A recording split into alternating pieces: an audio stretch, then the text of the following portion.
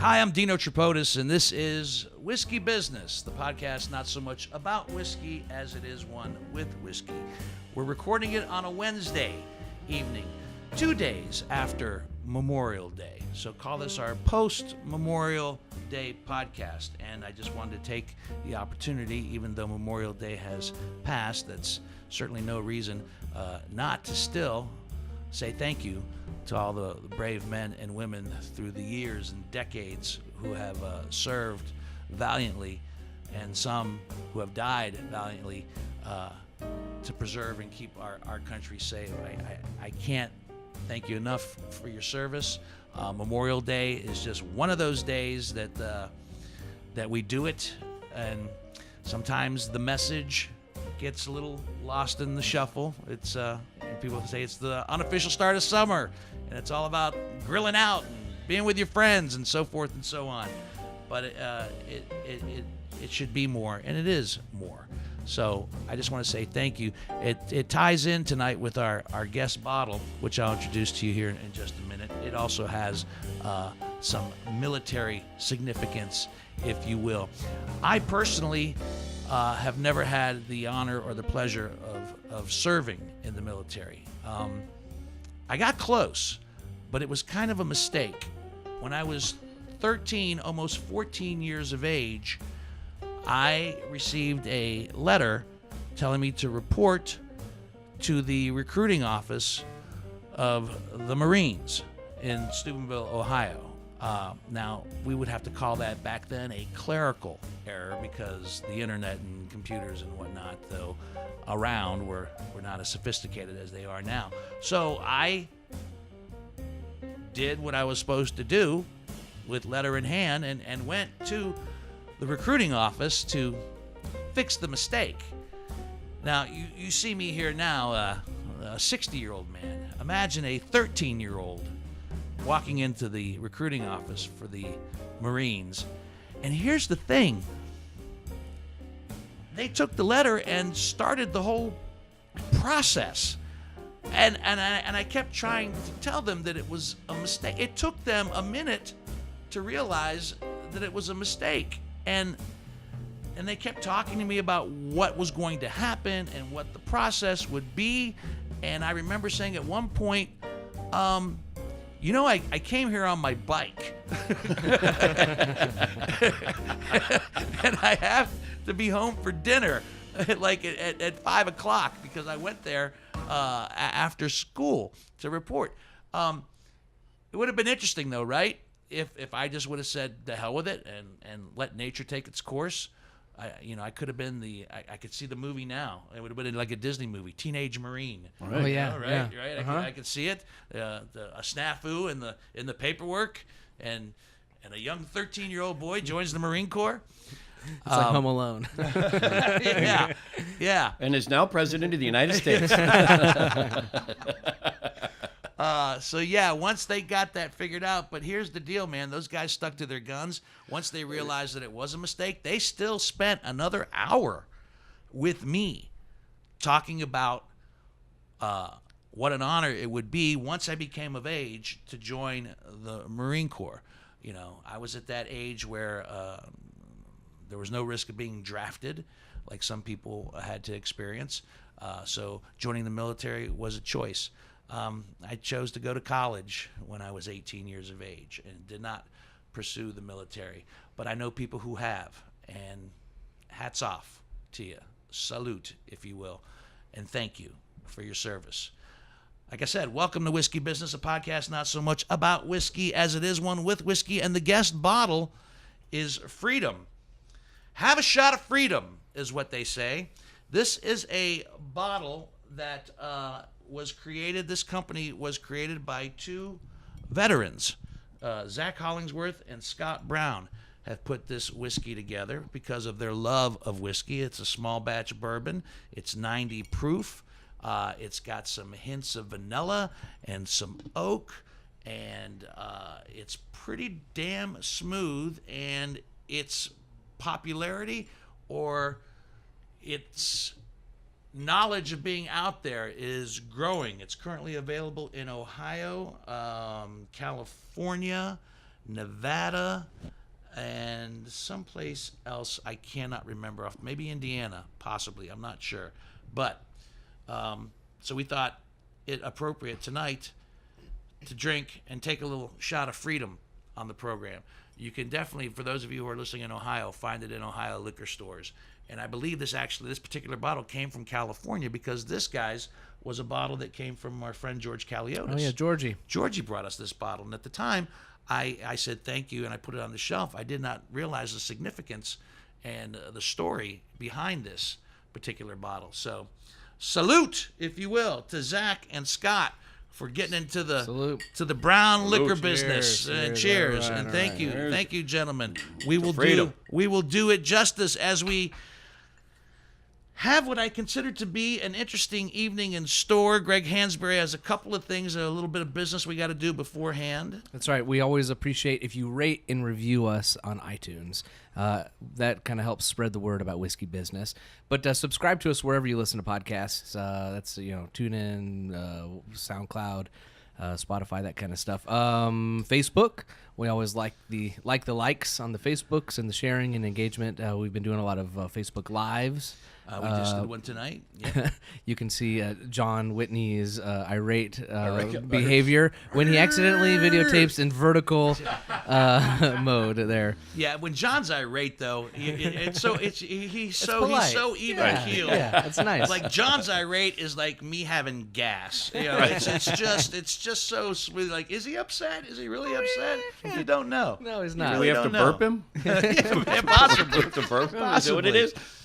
We're on the Instagrams and the Twitter. Whiskey Business is on YouTube. We are videotaping these Whiskey Business show, Whiskey Business with Dino Tripodis. Right, on YouTube. On YouTube. Yeah. So subscribe us there, and we have all sorts of fun shorts and things there. So that's other than that, spread the love. Spread the love, which is why we have tonight a guy. Once again, when it comes to certain guests, especially in the world of stand up and music and whatnot, when I've known somebody as long as I've known Charlie Wiener, who is our guest tonight, I can never remember when we first met. No, and I don't think it matters, does it? No. I mean, it's like it was a long time ago. It was a long time ago. Obviously, it was a comedy gig. It was a comedy gig. I'm going to say that it might have been a Sharon Rarick gig. Very possible. I believe we first met on a one-nighter. So it was probably a Sharon thing, yeah. And when you say a one-nighter, a comedy one-nighter. Oh, yeah. You and I. Okay, that means something else to us. Let's be a little more specific. You and I didn't have a one-nighter. We didn't have a one-nighter. Well, we kind of did. I know. I was satisfied. Yeah, let's be a little more specific. And one-nighters in the comedy world are just these gigs in the small little town that normally wouldn't have stand-up. They put you up at a Holiday Inn or a Ramada or whatever the case might be, right.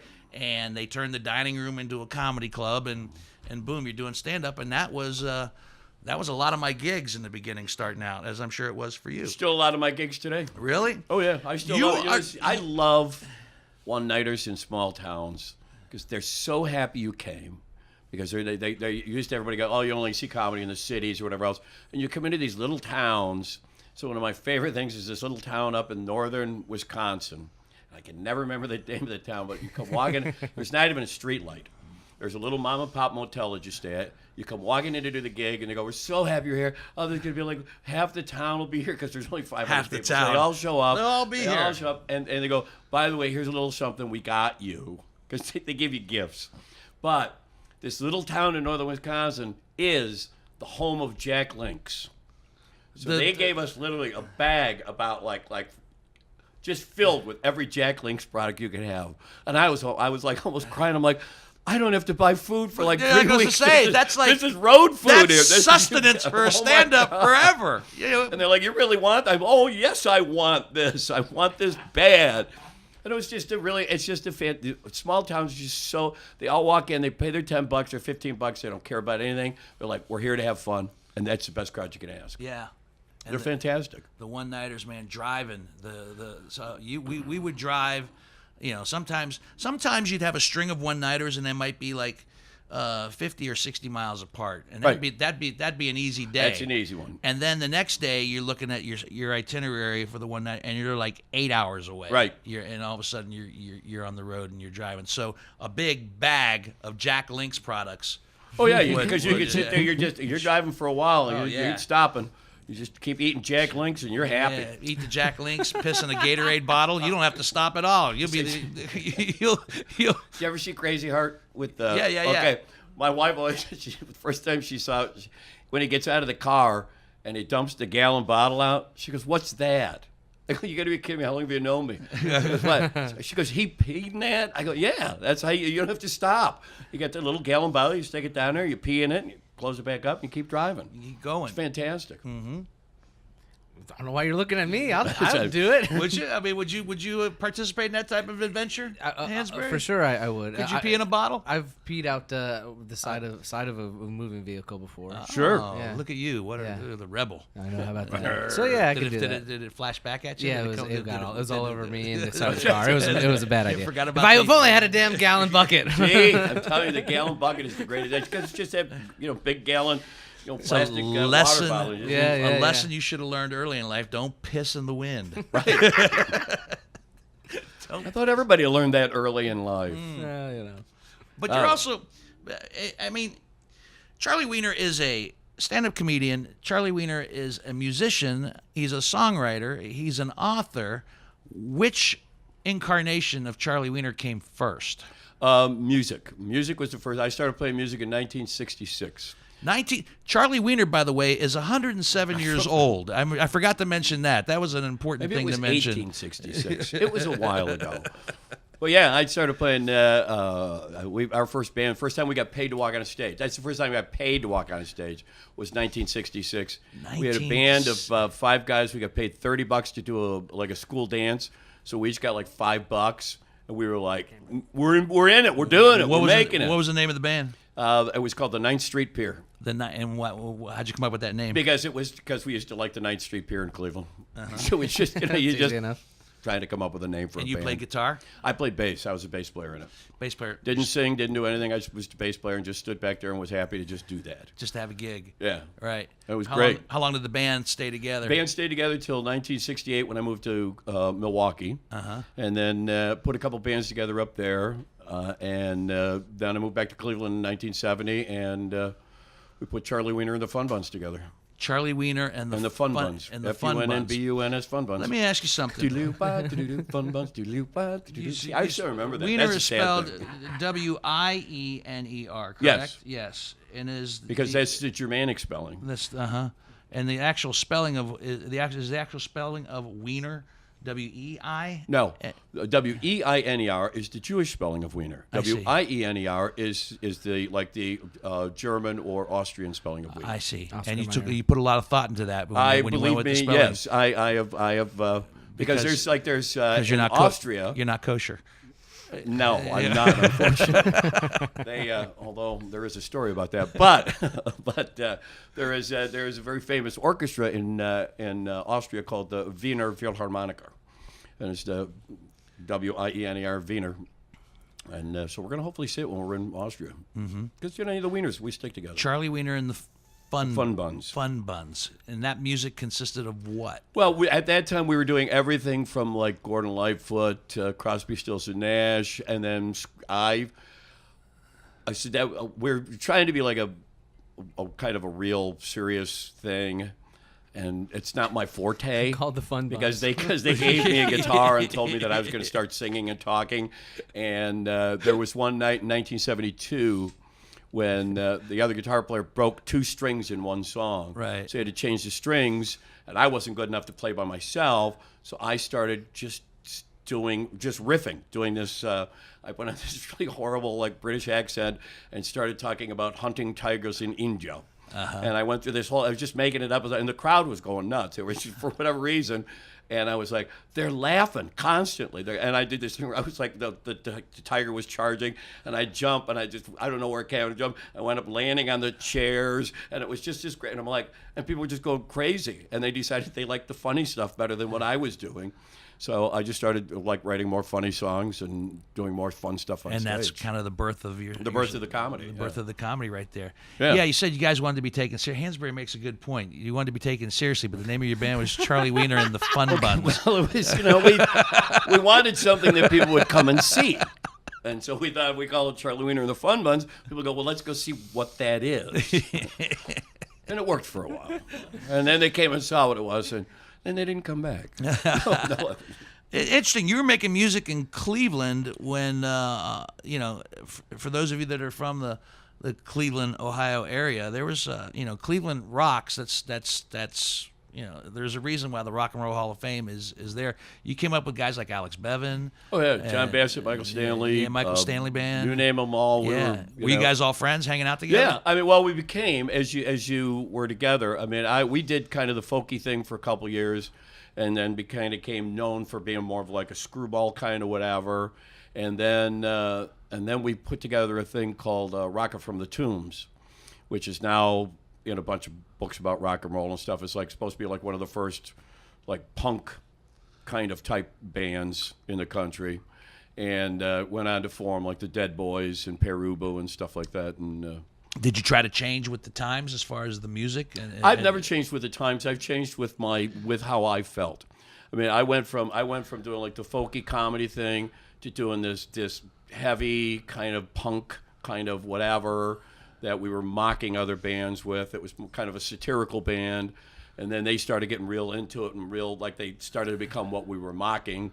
And so I got out. Your band started to become what you were mocking? They started to become what the whole... They had the attitude. They drank the Kool-Aid. They drank the Kool-Aid and became part of it. Yeah. Yeah. So I was like, I don't want to do that. So the way I cleansed myself of that, I formed a country band. Who would be wrong in that situation?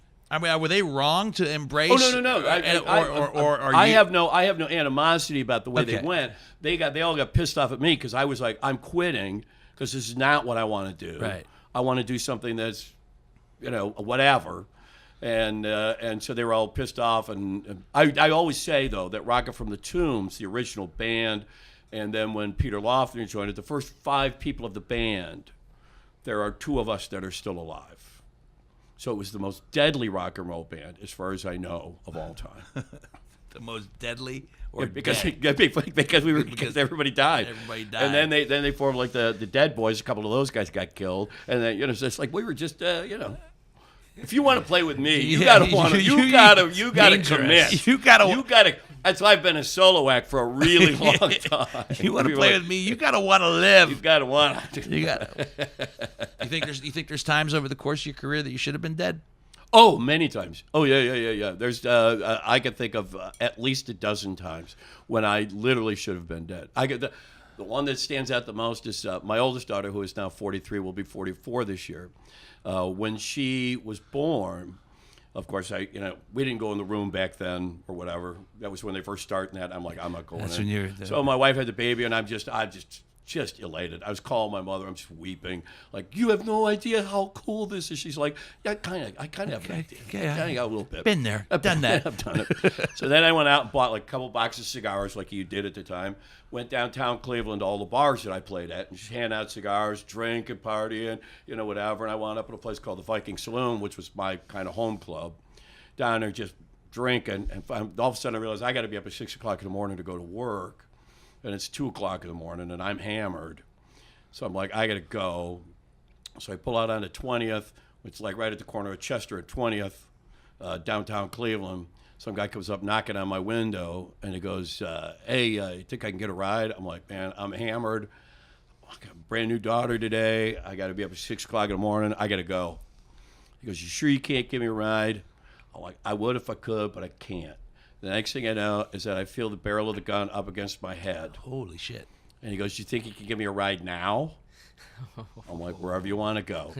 And he turns around. All of a sudden, I look at my mirror. There's another guy behind me, like with his gun pointed at the back of my head through the van, kind of through the window. And this guy hollers, hey, we got a ride. And say what you want about alcohol. I was drunk enough that as I heard the term ride, I popped the clutch, just hit the gas, and all because I was right at the corner. I go zipping around the corner, and as I zip around the corner, I hear this, and just took off, and it was like all of a sudden I was very sober. Yeah. I was, Being shot at tends to do that. Yeah, It kind of wakes you up a little bit. So that was like one of them. I've had, instances where, Did you ever stop to think that maybe all they really wanted was a ride? No, no, really. I you're probably right. You forced them to go to extremes. I may have been in the wrong on that one. I said yes. I may have overreacted, but again, I was drinking, so I probably wasn't thinking clearly. Can you? Let's go back. Let's go back for a second. And now they're in the car. Charlie gives them a ride, and they're apologizing. Look, dude, we really just wanted to ride. We're sorry about the whole gun thing. Right, the whole thing. It doesn't really. They're not even real. We're really sorry about gum. them. We were gonna. It's just we're like 10 minutes away. Are you from the Fun Buns by chance? Yeah. Oh my God. No, I'm Wiener. I'm Wiener. I'm not one of the Fun Buns. So yeah, but it's there have been a lot of times, but I have decided that I'm immortal. And so that's that. I gotta be honest. Really. I have to be honest. That solved a lot of the dilemmas in my life. Is that just knowing you're immortal? Well, you can do anything. You're never gonna die, and yet you had a couple of heart attacks. Couple of heart attacks, but then it's like I look at heart attacks. What? Like measles. Like really? Yeah. You had a heart so attack. You had 2 heart attacks. You had if 2 heart measles, attacks. You're immune. You had 2 heart attacks almost back to back. One on a Friday, one on a Sunday. Yes. Yeah. But again, a day in between. It wasn't. I blame the Indians. Because that was the Indians, the Cleveland Indians, not the Native American Indians. Well, all right, okay. They came in. That's they a whole came story. in right around that time, and I believe that some of the Native Americans were responsible for this as well, because I used to drink with them. Okay, and that puts you in a bad way. But the Indians got into the World Series in '95. My wife and I were supposed to be doing a trip. We were going to take a 2-week vacation, just drive. I had these gigs booked out west. And then we were going to take like 10 days off once we got out to like Montana. Well, then the Indians get into the World Series. My wife's like, well, we're not going. I said, but I got the gigs booked. Everything's set up for us to go. She goes, they're in. We're not going. So I had to still do gigs. So I came back, and I got back on Friday night, and everybody had to go to work. And I told my wife, I said, all right, I'll come out and meet you guys at work. And the World Series starts the next day. And I said my entire life, the Indians will never get into the World Series while I'm alive. But here they are. And that Friday night, I'm getting ready to go out, and all of a sudden, boom. I'm like, so I blamed them for almost killing me. Yeah, but that's almost a self-fulfilling prophecy. Well, it could have been, yeah, maybe. But then then they came in. They said Saturday morning I get up, I have to go through these stress tests. Right. Treadmill, stair step. Sure. And for whatever reason, they go, we can't find anything. You can go home. I'm like, okay, well, so I got a clean bill of health. They go, it's clean as you can get. No, back up. You have a heart attack. Right. Then they give you the stress test. Right. They give you the stress test. And they can't. But I passed the stress test. But how do they explain away the fact that you had a heart attack? They figure it was a fluke. I don't know. I'm not a doctor. I'm just a poor little wieners laying on the table. You have to ask them. Because the thing was, they go, well, you can go home. And I'm like, okay, well, then I'm fine. So the World Series starts that night. My wife's a bartender. So I'll go up and hang out at her bar. So I'm smoking and drinking and hauling beer till 4 o'clock in the morning. Because I have a clean bill of health. Yeah. Okay? Yeah. Get up the next morning. We're sitting at the table. I'm having breakfast, of course. Bacon and eggs. Of course, yeah. Of course, yeah. Clean bill of health. I'm fine. Right. Well, if they tell you you're does it okay. not concern you? Did you, when you had the heart attack, did you go down? Yes. You went down. Yes. And someone said he's having a heart attack. Well, I was alone. I was alone at home. I had to crawl and get to the phone because we didn't have cell phones back then. Right. So I called and I go, "Hey, I'm having a heart attack. I think." And they're like, "Well, what's going on?" And I said, "This was going on." And so while did you have all the symptoms? Luckily, the fire station was maybe a mile away, right? It's right down the hill. Just they were going to be there 2 seconds, So the guy goes, well, is your front door locked? I go, I don't know. He goes, well, if it's locked, we're going to have to break it down. I'm like, I don't care. Yeah. Really, just break it down, whatever. Don't worry about the dogs. So they come down to get me and gave me some nitroglycerin. Uh-huh. And I started to feel better. I go, well, that's good, right? And he goes, no, that's bad. I said, but I feel better. He goes, if it wasn't a heart attack, it would have no effect. I'm like, so you're telling me by the fact that I feel better, that's a bad thing. The fact that the nitro worked means that, you had a heart attack. So then, but whatever. Then so you had a heart attack, right? So that you passed the stress test, yes, and then very strong, and then you fine, whatever. But the next day, because you passed a test, because you got a medical A, I got an A. You got an A, right? You think you can go right back to the bars and continue drinking, smoking, have bacon. The Indians and were eggs in the World Series. The Indians were in the World. Thank you. The Yes, Indians were in the yes, World yes. Series. That didn't happen every day. So then Sunday, I got up and I was sitting at the table and just hit again, and I went down on the floor. And my wife's like, "Are you all right?" I go, "I don't think so." So after the second time, what happened? Was So it then was the there second time, I go back to the a hospital. little more recovery time, I would think. Well, yeah. Well, they wanted to keep me a week. And they kept saying, "You're going to be here at least a week." I said, "No, I'll be out Thursday." And they go, "No, you'll be here at least a week." And I said, "No, I'll be out Thursday." And the guy goes, "Well, understand? Well, because I had tickets to the game Thursday night. And I waited all my life for the Indians to get in the World Series, and I was going to go to the game." Okay. And I said, "So I have tickets for the game Thursday night. I'm going to the game." I said, "I'll come back when the game's over." I'll come back. I'm going to the game. I need a night pass. That's all. So then he looks at me and goes, "Well, maybe you should have someone with you who has like medical training in case this happens again." I said, "If you think my wife's given up her ticket just because I've had a heart attack, you might want to teach her CPR." Yeah. And so they gave her a little CPR, of course, and we went to the game. So you went to the game. Oh, yeah, I Did you went go to back to the hospital the next day? No, I didn't. No, once you're out, you're out. Hey, Freedom! If they fell for that. Freedom! And no incidents since. No. I've been fine ever since. Because it's like the measles. Once you have No, it, you're Charlie, immune. it's not the...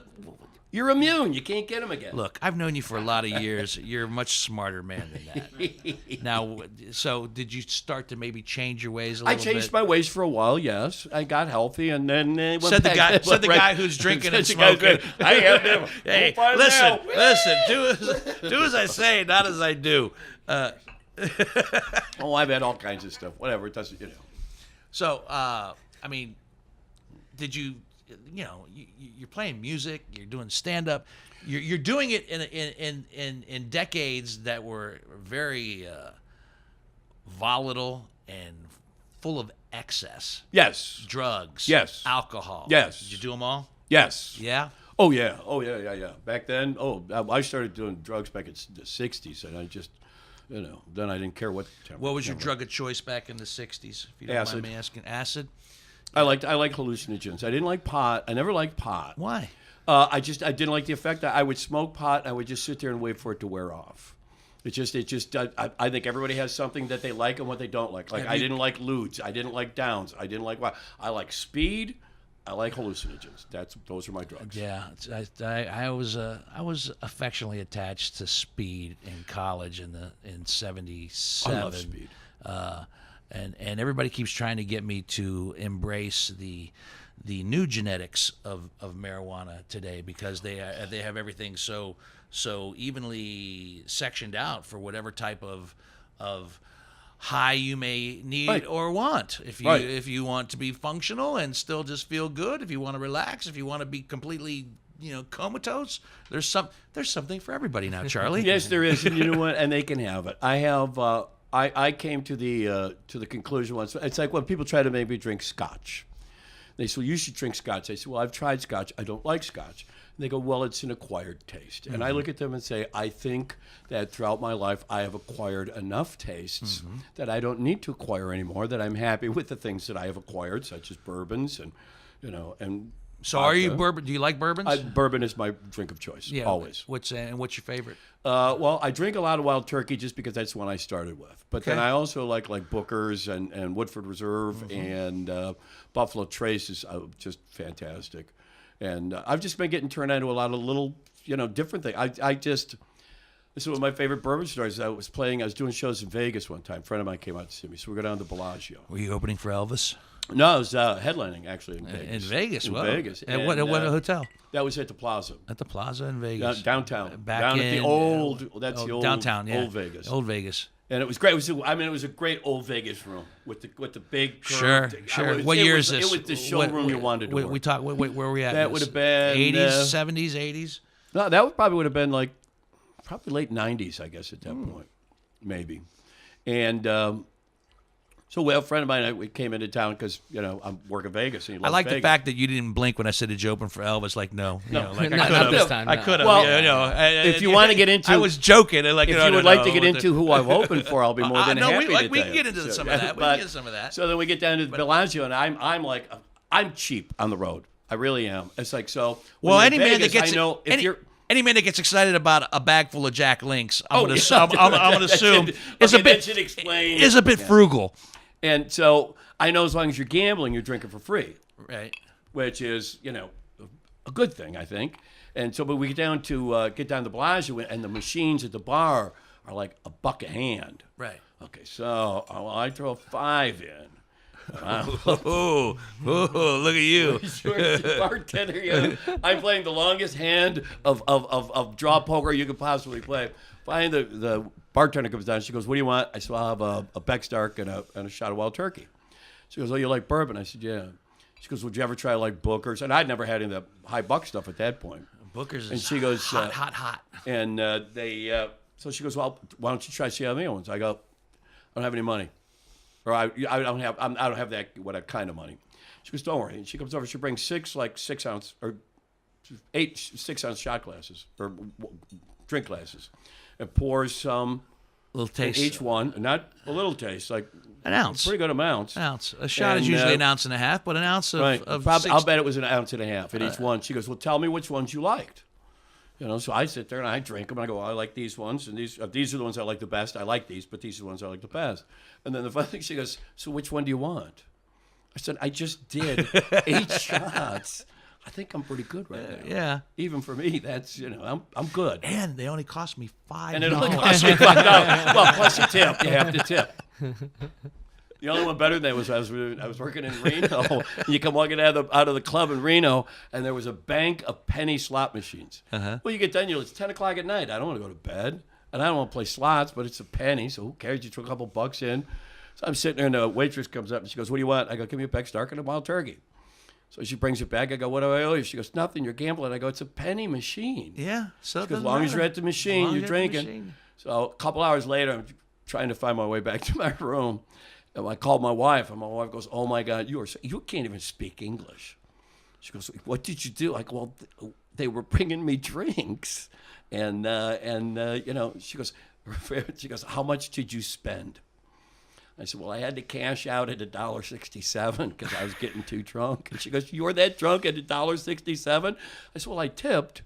I said, "But I know what I'm doing tomorrow night." I cashed out at $1.67 and I tipped a nickel. Oh, that's pretty good. Oh man. So whatever. No, that's been fun.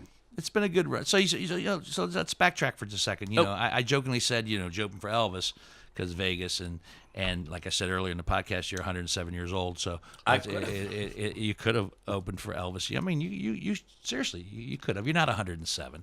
I feel like it some days. But Nah, you're immortal. I am immortal. Well, that doesn't mean you don't feel old. Mm-hmm. See, that's the nice thing about being immortal is it reminds you that you have lived a long time. So when you say you opened up for some, are we talking about some big music acts? When you say mostly big music acts. I mean, I've opened up for I opened up for like Ellen DeGeneres and what the hell was his name?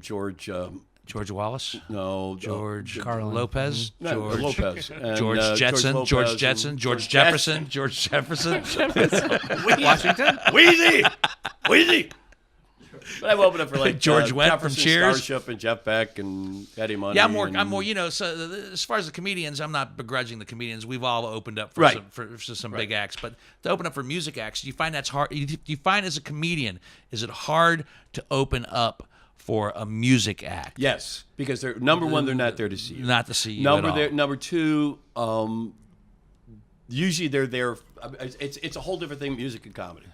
Now I have to say it was easier 1,000 years ago because people really kind of come. It's like if you went to an open mic in the 60s and early 70s and stuff like that. It was comics, it was poets, it was music. So people went and they just accepted the fact that anything could happen. Right.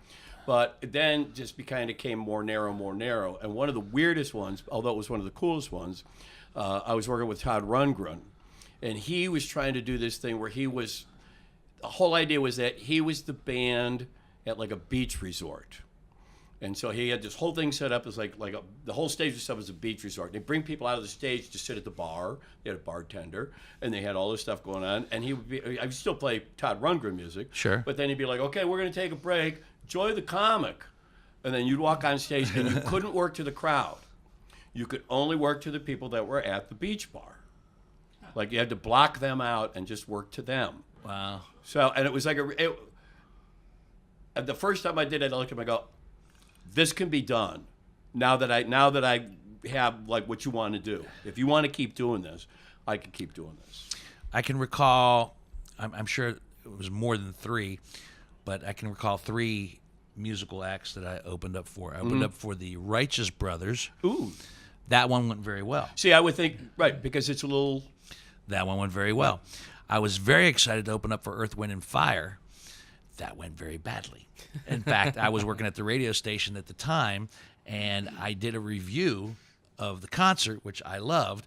But in that review that I did on the air, I also panned myself. I said on the air that morning, the only weak link in the chain that evening was stand-up comedian Dino Tripodis, who never seemed to grab the crowd. Well, no, I'm not going to grab an Earth, Wind, and Fire crowd right out of the gate. And then I won a competition in Indiana. I don't even remember what it is. I still have the trophy downstairs. It's a big deer. It's a big deer trophy. It's downstairs. Thanks, Indiana. And then part of it, aside from the beautiful trophy and some money, you got to open up for the Beach Boys. Oh, there you go. Yeah. At the State Fair. Yeah. I don't know. No, it wasn't the State Fair. It was in some arena of some sort when the Beach Boys were having a huge resurgence at the time. Whew. Not good. Not good. Nobody. See, the problem is nobody listening. Nobody. And this is my thing. And then you got to do your time. All these clubs want to go to these huge places, 500, 600, 700 people, whatever, and people want to do. I mean, I've done up to 20,000, 50,000 people or whatever else. It's the fact that comedy is not a 10,000 person entertainment form. Comedy is 200-300 people packed into a tight room. Is it though? I mean, tell that to some of the guys that are selling out arenas over the course of the years. I know, but my thing is that I think if you go to those, it's like when I watch them, I notice there are some people laughing, but most people are clapping. But and it's like, are you there for the claps or for the laughs? Yeah, but isn't it different though? If 10,000 people are coming to see the Rolling Stones and you're an opening act for the Rolling Stones, okay. Right. Tough gig. But if 10,000 people have paid money just to come see you, now you have an audience that is there specifically to see you. So, but I've also seen where those people are paying as little attention to you that they came and paid $50 a ticket for as they will if you were the opening act. What? Why? Then why go? I don't know. Just so you could say I saw. You're right. Just so you could say I saw whatever. I saw right. Kevin Hart at the Nationwide Arena. Right. Or I back in the day I saw Andrew Dice Clay at Madison Square Garden. Just because you could say you went there and you were there. I mean, to me it doesn't make any sense. I just think that I'm as old school as you can get, and I grew up on when comedy was in a little tight joint down the basement usually, and people were smoking and drinking. And they're packed in there, and there's an energy that happens that I don't think you get in a large arena. I think that when you can feed off of 300 people that are there, and you can look in the eye of every single person in that place, there's a connection that happens between you as a comic, them as an audience, that becomes just unbelievably personal. What do you think is your favorite? What was your favorite period of time to do stand-up? I mean, I know you still love doing it till we speak today. I still love doing it now. I mean, I loved it when it was in its heyday because, I mean, you were just working constantly. What was its heyday as far as you're concerned? I think the early 80s until, I know there was a little bit of a crash. There was actually a bit of a renaissance of stand-up in the late 80s, and where all these, and that's where a lot of those one-nighters came from. Everybody wanted to do stand-up. Right. And there were thousands, I mean, well, not thousands, but certainly hundreds of clubs all across the country, full-time clubs, Right. besides the one-nighters. I mean, you'd do 3 one-nighters in a weekend room. So you were working 5-6 nights a week, every week. If you want to work 52 weeks a year, You work could. 52 weeks a year. There was and, work. and never miss it, and make money. And you paid $1 a gallon for gas and didn't pay for anything else. You never paid for a meal. You didn't pay for a drink. You didn't pay for anything. And I said I used to do a stupid, unbelievably dumb. I walk on stage, and somewhere in my show I'd go, I said, I don't play golf that well. I said, to me, golf courses are like beautiful women. I said, they both have beautiful curves. They're gorgeous, and I don't know what the hell I'm doing on either one of them. And it was a stupid joke, but I guarantee at least once or twice during the week, somebody come up and go, "Oh, you play golf?" And then they come up and go, "Well, I'm a pro." I said, "If you want to come out and play, you come out and play, and Sure. we'll come out and play." Do you golf? I got to play golf. Yeah. I got to play golf all over the country for free. I played on a course in Tucson. The green fee is $175. We didn't pay a nickel. Just came out there and played. Nothing. It was great. So Part of the perks. yeah, it was like one of the few perks. Yeah. But I loved it. I don't. I think it's different now, just because. How many weeks a week? How many weeks a year do you work now on the road? How many weeks? Yeah, I mean. I probably work. I still work almost every week. Every week. You're I someplace. mean, it's only a couple nights, but I still it work doesn't pretty matter, much every but- week. Yeah. So you're still out there. Yeah. Oh, yeah. I mean, well, now it's summer, so everything is slowed down. So now music kicks in. So now I'm playing music. I'm up at Put in Bay every other weekend, and I play some other places. I do a little bit of comedy during the summer just to keep my chops up, and then you go off and do whatever. Let's talk about the music for a second. Charlie Wiener and the Icons of Perseverance. Protest and Other Love Songs. This one was recorded live in January 2017. I'm looking at some of the songs on the back of it, and these are all your songs? Yep. All Charlie Wiener songs. Hell of a Ride, Beggar on the Street. And I'm sorry, these are, not to interrupt, these are Serious songs. serious songs. Serious Well, I songs. mean, they're not there comedy are some songs. that are lighter, Sure, and there are sure. some that are like But they're not Beggar on the Streets. slapstick, Beggar on the Streets is a song I wrote for veterans. Okay. It's Which a song is- I wrote for veterans, and it's like it's a song that it's about a guy that comes back, and it's like he served his country, served with honor, served with valor, serving overseas, served his girl, served his country, served for his beliefs. Now he's just a beggar On the street. sitting on the streets. And it's like, because there's too many of them. And we'll bring it down for a second, but as you're mentioning Memorial Day and Memorial Day weekend, we always like to remember those who served and died in action. But you're also losing 22 veterans a day to suicide. Right. Let alone the veterans that are dying from other diseases that they picked up in Vietnam, or they're getting old, or whatever else. I mean, my dad's 94 years old. What was your? Why were you drawn to that? Did you serve? No, I was 4F, You were 4F. so that meant that they couldn't take me. Right. I was So- a medical deferment. So why were you? Because I had a drawn lot to- of friends. Because even though I was an anti-war protester, because I was against the war, I was never against the veterans. And the fact that people treated the veterans so bad, and my thing was when they were like, calling them names or doing whatever, it was like, I went to school with these guys. I grew up with these guys. These are my friends. Okay, just because they went over to war didn't make them a bad person. They didn't choose to go. 90% of them got drafted. Right. Okay, they didn't want to go. They just didn't have the medical deferment I did. Okay, so I had the golden ticket, and so that was good for me.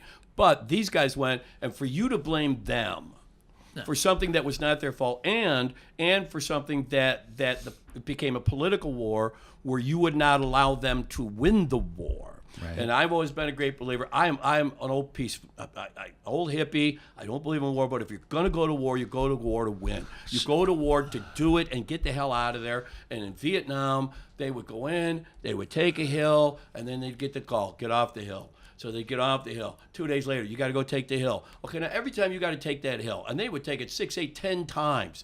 Every time you took that same piece of dirt, somebody died. And that just pisses me off, because it's like, something, these are men and women. These are people that are serving honorably, that are doing everything they can. And the people that we should be yelling at are the politicians. The people you should be pissed off are the people that are serving in Washington, who 99% of them had nothing their family didn't serve, they didn't serve, their children won't serve. And it just absolutely makes me crazy. But I have a question for Yes. you. You get the 4F deferment. Yes. But you also said you were anti-war. Right. So say the 4F deferment doesn't exist, Right. and you go, and you get drafted, or whatever Right. the case might be, but you're anti-war. Would you have served? I would have served in some capacity, yes.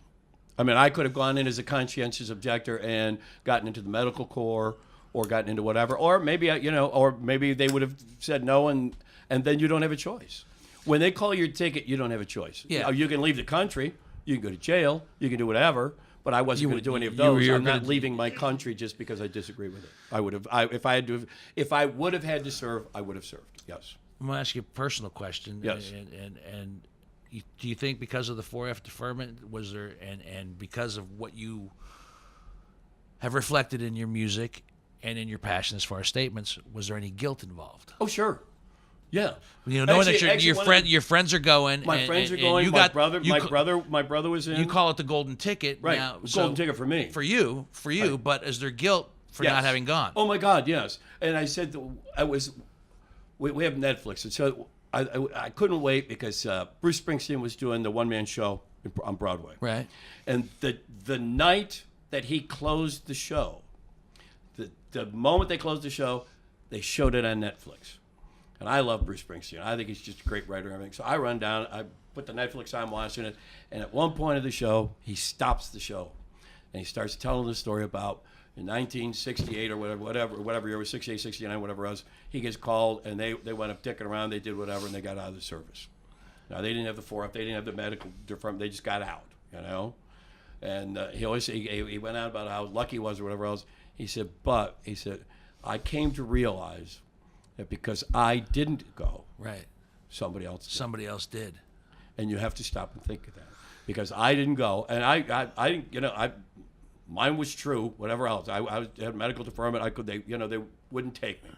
And What was what was wrong actually, with you? I had like bleeding ulcers and some other problems. And How could such a happy guy like you have a bleeding ulcer?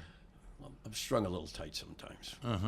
You think? Just a wee bit. You think maybe? Yeah. Probably where the heart attack came from too. Probably. But I mean, so you have to stop and remember that because you didn't, others did. And I had a lot of friends that served. And I just believe that if you're going to send people over, number one, you keep the promise when they come home that you're going to take care of them. And when I hear people say we don't have the money to take care of veterans, it makes me insane. It's totally like if you don't have the money to send them, you don't have the money. If you don't have the money to take care of them, you don't have the money to send them. It's a good very pause. simple. It's a good pause for reflection. I totally agree with you. And as we are drinking the Freedom whiskey, thanks to Zach and Scott, Zach Hollingsworth and Zach Brown, let's talk about this. Do you like it? Yeah, I do like that. Are you enjoying it? Can I do a real quick commercial while you're on here? Yeah, you can Because do it's for whatever you these want. people. Purple Heart Homes USA is people that I raise money for, and they Put it up. Let the camera see it.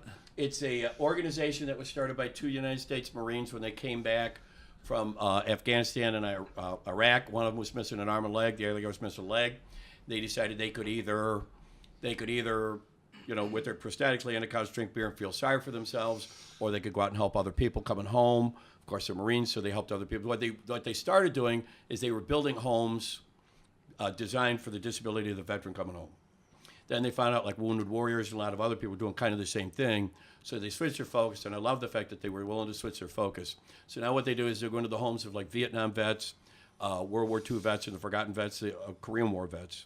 And it's like I tell people, I go, these are people that they're my age and older. So they're like, they've lived in their house for 25, 30, 40, 50 years. That's their home. That's where their memories are. That's where they raise their family. They don't want a new home. They want to stay in their home. So now they go into the homes of these older vets, renovate them. Sometimes they need a roof. Sometimes they need something just so they can stay in the house. And they renovate the homes, and so the veterans can stay there for a long period of time. And what is it again? Let's see it again. Purple Heart Homes. Your website? phhusa.org. And the thing I like about them is that each Purple Heart Homes chapter is basically like individually owned and operated. So like the group that I work with, Northeast Ohio, the money that we raise stays in Northeast Ohio, and they help Northeast Ohio veterans. It's a great organization. It's awesome. Fantastic. Salute. There you go. Everybody. Salute. Hey, Here's to them. there you go. Cheers. We do what we can. Tell me this. Yes. Who's Kim Zonneville? Oh, some guy. Actually, I am Kim Zonneville. You're Kim I Zonneville. am Kim Zonneville. You're Yes. Kim Zonneville. Yes. Not Charlie Wiener. Charlie Wiener is the made-up name. Charlie Wiener's a made-up name. This is Kim Zonneville here. I said that. Well, it's K. Adrian Zonneville on it because I thought that was a more authory name. Oh, Is yeah, Adrian that's part of nice. your name? Adrian's my middle name. Middle name? So it's All Kim right. Adrian Zonneville. And I said it's so funny because people go, "Did it suck growing up with the name Wiener?" I said, "Have the name Kim growing up in the 50s, Yeah. right after Korea." Yeah. My grandfather on my father's side would not talk to me because they named me after a gook. And I'm not making that up. And my uncle When you Al, say gook, you mean that's the terminology because that their terminology, back right? I don't then. mean they mean. I mean that's Yeah. what that was the thinking That at the was- time. that was 'Cause my the- uncle Al was serving. My uncle Richard, my uncle Al served during Korea, and my uncle Al was over there. And they were like, "How could you do that? How could you name him after?" Why did they name that?" you Kim? My mother was a Rudyard Kipling fan. Roger because- is fine so in because- American. Because whatever. Because of Rudyard My Kipling. mother's a literature person. And so that's Why couldn't you been called? Why couldn't they call you Mowgli? Well, there were so many other There were choices. so many choices So many- you could have gone with. Mowgli Zonneville. That's got a ring You could to have it, been doesn't it? Mowgli. Mowgli's There Bonneville. would have never been a Charlie Wiener. I wouldn't have needed it if I was Mowgli. So anyway, so I said, I said, in order to do what I've done in my life, I had to leave Kim and become Charlie. Right. In order to write, I had to leave Charlie and become Kim. And what are the books about? Well, this one was the first one. American Stories was an idea that I had, and basically it's about a young woman who you don't know it at the beginning, so I'll give away some of it. But her parents were like brilliant artisty types and literature or whatever else, but they were just dysfunctional as hell. And unbeknownst to you at the beginning of the book, basically they killed themselves through drugs and alcohol and stupidity and whatever else. And so she decides she's never going to live like that. She is going to she's got the money, she's going to live the anal, she's going to live this, she's going to get the job, she's going to do that, she's going to get married at a certain time. At 37, she's told she's dying. She doesn't know what happens. She's not a religious person. She doesn't know what happens when she dies, but she thinks what you're supposed to do is take your stories with you. But she has no stories because she's just been so focused on just the plan. So she sells off everything, gets rid of everything, and she gets like a decent secondhand car. She starts driving around the country because this is something that I've found, is that if you're driving around, you meet somebody. There is such freedom in anonymity because it's better than confession with a priest. What is? When you walk into a bar, you've never been to one, you sit down, you start talking being to somebody, anonymous? or being anonymous. Because people will tell you their deepest, darkest secrets of who they are. And I think everybody has a life-defining story. And people will tell you that because the thing is, you'll be gone the next day. What's yours? So they can tell you things that they won't even tell the priest because they have to see the priest every week. Well, what's your life-defining story? Oh, I've had many. But I've you had, know, but there's you know, got to be one that rises to the surface when somebody asks that question. I think my life-defining story as to why I became what I became, honestly, was watching the Beatles at Cleveland Stadium. And just being mesmerized. And I have a thing about live entertainment. I saw the Beatles, I saw Hendrix, I saw Cream, I saw all kinds of people, and they were just phenomenal. And I just think that, and then the first time you walk on stage, the second life-defining story would be when my friend broke his strings, and I had to wing it, and I got laughs. And I found that nothing else mattered. Nothing else mattered to me as much as walking on a stage. I am a stage whore. I love walking on a stage and doing shows. And I've lost women because of it. I've lost everything because of it. And I've been very lucky that I've had a woman now that just digs what I do. And even though she's not impressed by it, I mean, she whatever. She loves what I do, and she loves the songs I write, and she loves the fact that I do it, and she is never thought I would be anything else, and she accepted me as that when she took me on. What did you do before you got into all this? That had to be a life-defining moment too when you quit. Did you? When you quit a job, I had a lot of different jobs. I mean, I worked. What were you? What did you think you were gonna be? As far as like life has dictated that this is my job right now, and this is the path that I'm on, and then you disrupted it. You quit, and I decided to go into music and comedy. What were you doing? I eased out of the only thing I ever wanted to do was walk on a stage. Did you? But when did? Since I was a kid. When I was small, a friend of mine and I used to put on little shows in the neighborhood. Then I got in the band and we got paid the $5. Then I kept playing and I just loved that. And when I got thrown out of high school, my father... For what? My politics. In high school? In high school. They didn't like I was leading walkouts and things like that. So you got expelled? Yes. So you telling me you didn't graduate from high school? No, I did not. You did not? No, I did not. When they threw me out, and I was that was in Euclid, and I would love to tell people this. I said, when I was in Euclid, in 1970, you needed 17 and a quarter credits to graduate in Ohio. And when they threw me out, I had 21 and a half. But I didn't have high school. I didn't have senior English. And I refused to ever go back and get it. You never got your diploma? Nope. No. Don't need it. Don't want it. It's a piece of paper. I don't care. What do I need it for? You don't need a diploma to walk on stage. No. And that's all I ever wanted to do. So I kept doing, and we had a little bit of success with a couple of things, not whatever, but a little bit of notoriety. And then so the last job I had, I was a greenskeeper and whatever at a golf course up in Euclid. Greenskeeper. I don't know why Bill Murray comes to mind real fast. It's pretty close. As far as you being a greenskeeper. And in 1978, I put out an album called 12 Inches of Wiener. 12 Inches of Wiener. Because it's 12 inches, Charlie Wiener. It's natural, 12 inches of Wiener. The record of vinyl. The record, Right. the vinyl Right. is 12 12-inch inches. record, And otherwise, you would have been a porn star. And which there were some people on that stage were, for that. Yeah. And ran into Kid Leo one night, who was a top guy at MMS Back in the Back day, in the yeah. day. Back in the day in And Cleveland, he ran into me at the Agora, comes up and grabs me, throws me against the wall. He goes, "How come I got to hear from somebody else that you're putting out an album? Because if I don't have the album the first day it comes out, don't ever talk to me again." So the album got delivered. I ran them down there at 6 o'clock in the morning before I had to go to work. Dropped them off with MMS and said, "Leo wanted these."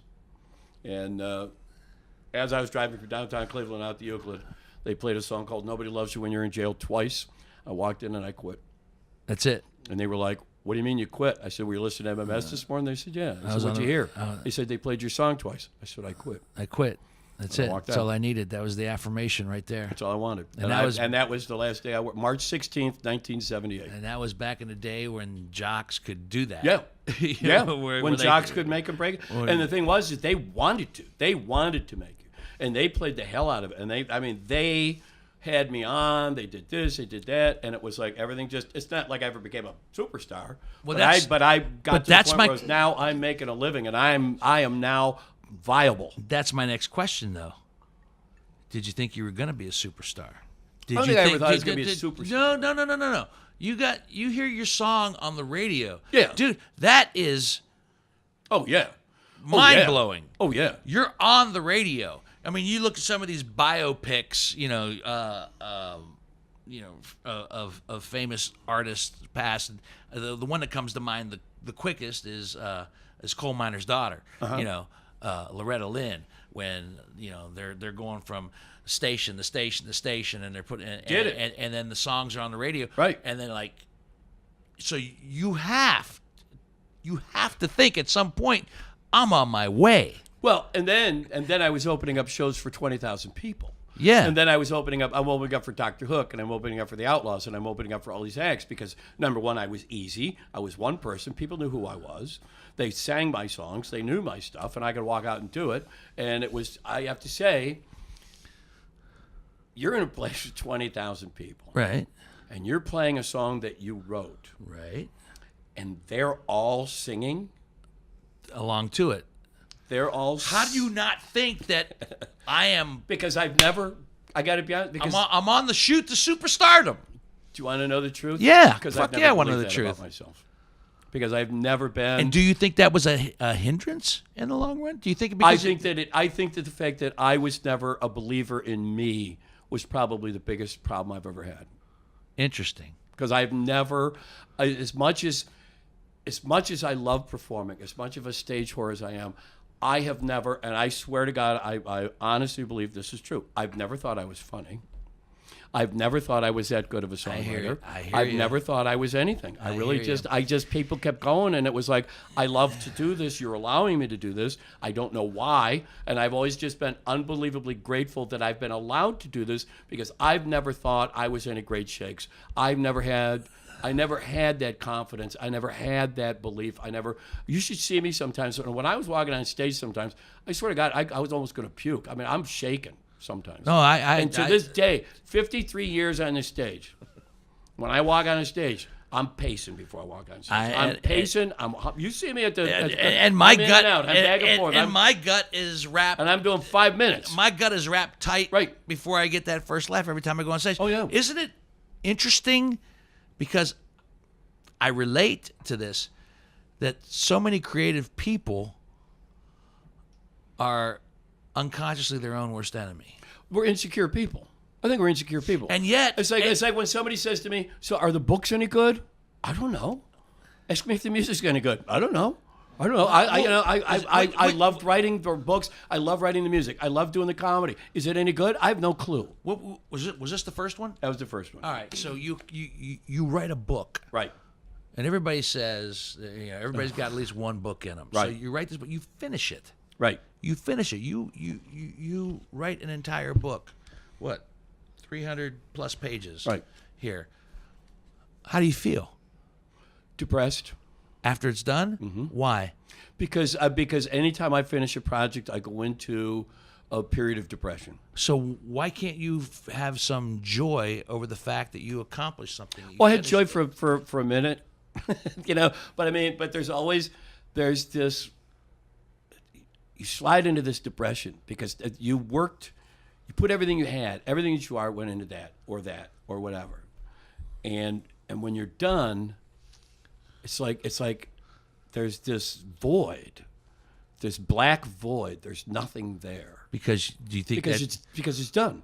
Because it's done, or is it because it's done, or is it? And can I do it again? Or is it? I was going to say, or is it because I don't know. I got nothing left in the tank after this. Right, because there's times you think I have nothing left in the tank. This might be my one shot. Right. This might be. And then the stupid thing was that I actually wrote 4 books in 2 years. I wrote that. Then my father called me and he goes, "Hey, but your mother always wanted me to write a biography. I couldn't do it, whatever else." He goes, "You wrote the book. I want you to write my book." So I spent 3 months writing his book.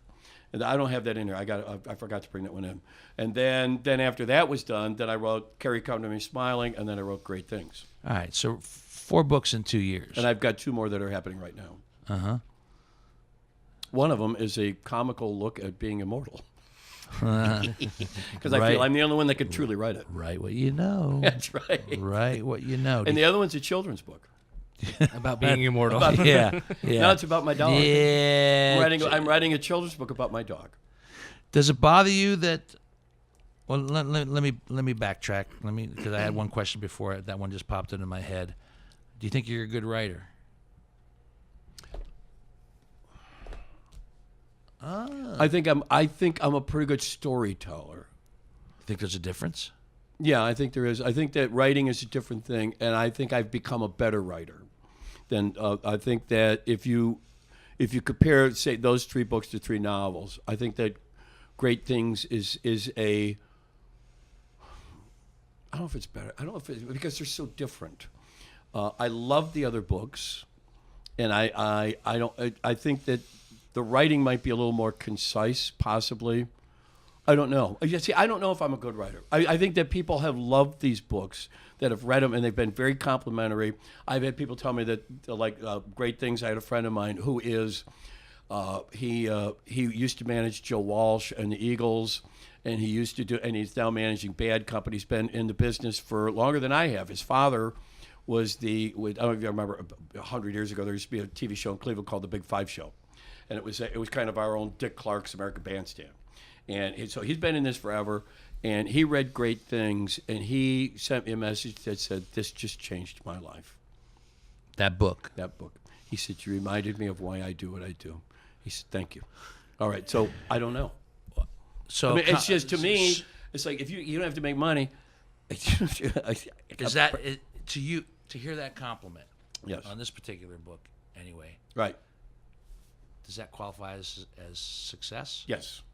That's the greatest success I could ever ask for. So when you do a show and someone comes up to you after a show and they said, loved you? No. What? Because Loved you? Do you live in that moment? no. The thing that I respond to the most is because it's happened, and I'm sure you've had it happen when you've done a show.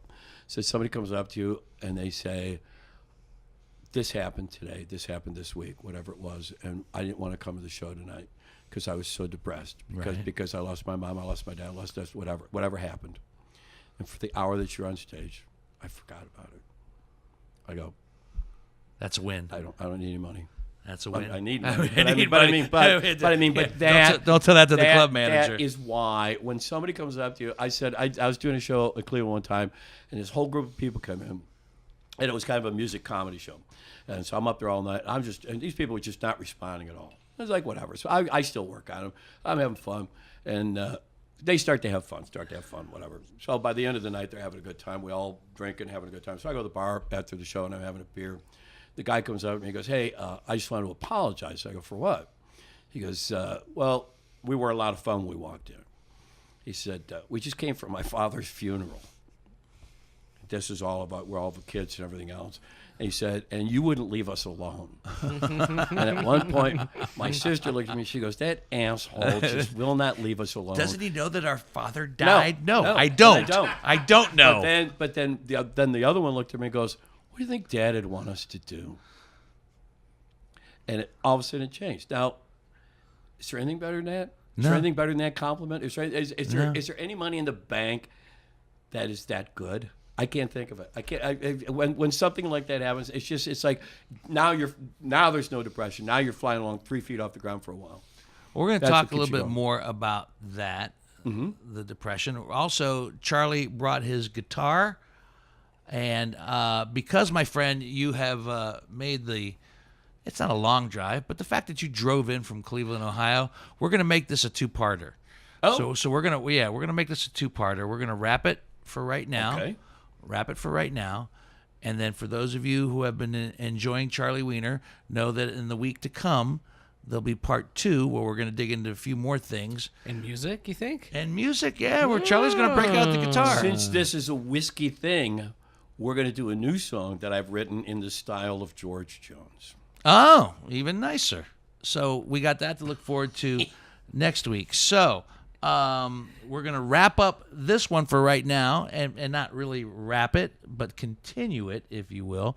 And thank you for coming down. Thank you for having me. This is a ball. Thank you for hanging out for a while longer. We're going to take, it's only going to be like a 4-hour break before we start talking again. Because the bottle's on. Let me remind everybody about the social media stuff. Yeah, remind everybody about the social media stuff. Please subscribe on your favorite podcasting app, specifically iTunes. Rate and review us right there. We are on the Instagram. Like us there, and on Facebook, Twitter, YouTube, Whiskey Business with Dino Tripodis. And this will be cool. You'll see Charlie, and I guess next week you'll see more Charlie. I'm moving in. So go ahead and subscribe now. No, you're not. We're gonna have a camera in your room for the next 24 hours, so you can watch that live streaming. Okay. No, it's but not infrared, is it? It's hot. There's something hot down there. Also want to thank Zach Hollingsworth and Scott Brown for putting some thought into their love for the brown liquor. We're going to finish off this bottle of Freedom. We've had more than a shot of Freedom. We've had the whole bottle of Freedom before this is all said and done. So I want to thank Whiskey Business' Never the Luck production, recorded on the audio side by Greg Hansberry, and on the video side with YouTube from the incomparable John Whitney. And our guest Charlie Wiener is going to be back next week with a little part 2, some music, maybe some more serious stuff, maybe some more lighter stuff. You know what? That's the beauty of this podcast. We don't know. So, my friends, until the next bottle, see ya.